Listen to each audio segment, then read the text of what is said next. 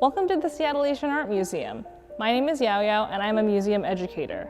Inside, you'll find artwork from China, India, Japan, Korea, the Philippines, Vietnam, and many other places across Asia. In this video, we'll be taking a look at the painting, A Branch of the Cold Season. We're here in the Writing Images Painting Poetry Gallery. Who decided that? Curators are people who choose what artwork goes together in order to help people think, learn, and start conversations about art. Our curators wanted to make this a place where people can see how words and images work together. The writing you see helps tell the story of the people, nature, or events shown in the picture. These stories can come from a page written hundreds of years ago in India or a South Korean artist working today.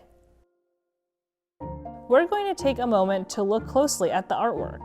Before we talk about it, just use your eyes to look at the different parts of the image. You can choose to move in and notice the small details.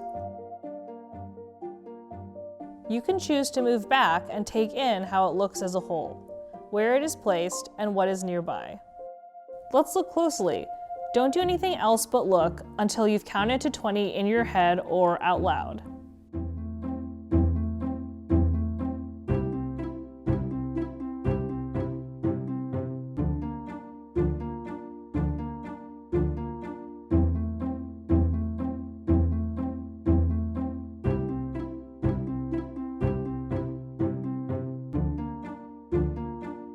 Now I'm going to ask a few questions to help you share your ideas about this artwork. I'll wait after each question to give you some thinking time. Feel free to pause the video at any time if you'd like more time. You can think to yourself, or you can talk about it with someone else.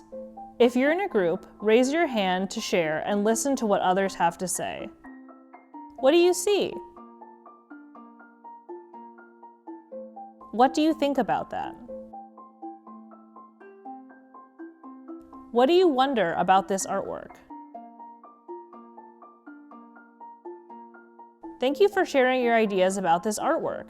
Now I will share a little bit about it with you.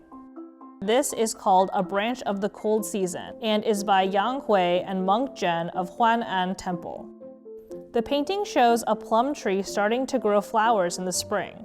The painter, Yang Hui, gave this artwork as a gift to his friend, who was preparing to travel to a city far away. The Chinese writing on top says, "When the plum blossoms begin to bloom, imagine some of these nights you will be thinking of each other in the bright moonlight." Even though they were far away, these two friends could look at the plum blossoms around them and the moon above to connect them. The artist used thinner lines to paint them compared to the other parts of the tree, which are thicker with shading.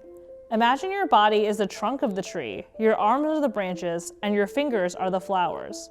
Show how those different parts of the tree would move in the wind or in the rain. Here's another question for you to think about or talk about with someone else. In Chinese art, plum blossoms can be related to the coming of spring because they bloom at the end of winter.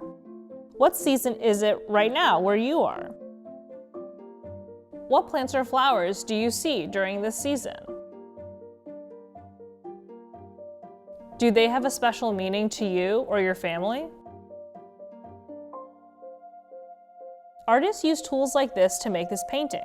Here you can see an ink stick, which would be ground down with water to create liquid ink on the square stone in the middle. Then the artist could use the brushes to paint. Above the plum tree, we can see calligraphy.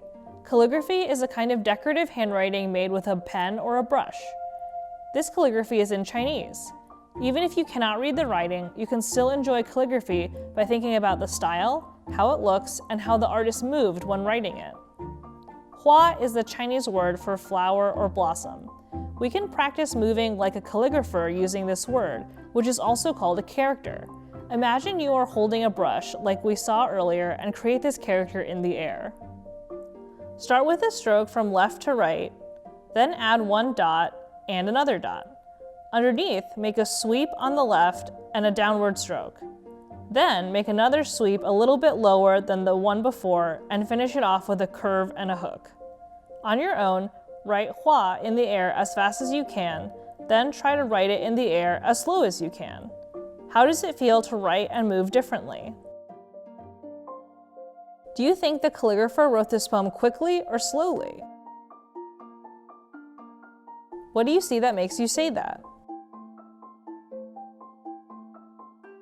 After you finish watching, go outside and look around. Look closely and notice the nature around you, like Yang Hui did with the flowering plum tree in spring hundreds of years ago. What trees, flowers, or animals do you see? As you observe them, notice how they move.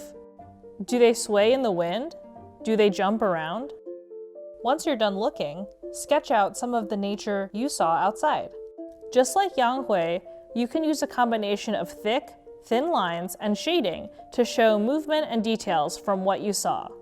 When you're done, share your sketch with someone and talk about what you noticed outside. Thank you so much for your hard work, looking closely, thinking about artwork, and making your own creation today. Visit the website on the screen to find a look and make lesson with more activities about this artwork.